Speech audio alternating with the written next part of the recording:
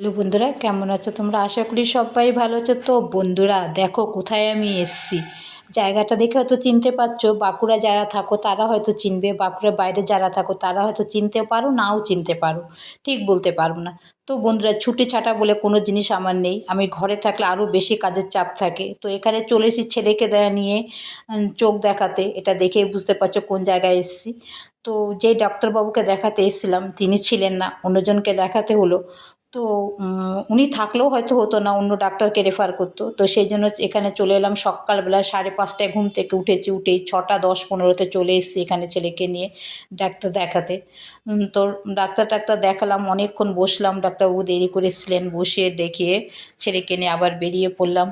তো যে কাজের জন্য গেছি সেই কাজটা আমার হয়ে গেছে বন্ধুরা। তো রিপোর্ট ভালো ছিল, মনটাও ভালো ছিল। কিন্তু এরকম দৌড়ঝাঁপ করতে করতে দিনগুলো কোথা থেকে চলে যায় নিজেও বুঝতে পারি না। ঘরও দেখতে হয়, বাইরেও দেখতে হয়, সব দিক সামলাতে সামলাতে জীবনটা একদম আমার শেষ হয়ে যাওয়ার মতো অবস্থা। তো কিছু করার নেই, সবটাই সামলাতে হবে। তো এখানে ডক্টরবাবুকে দেখিয়ে আমি বেরিয়ে পড়লাম, বেরিয়ে তোমাদের একটু হসপিটালটা একটু দেখিয়ে দিলাম। যদি বাইরে কেউ থাকো তো এখানে আসতে পারো, আর যারা বাঁকুড়া থাকো তারা তো সবাই চেনো। এখানে ভিডিওটা শেষ করলাম, তোমরা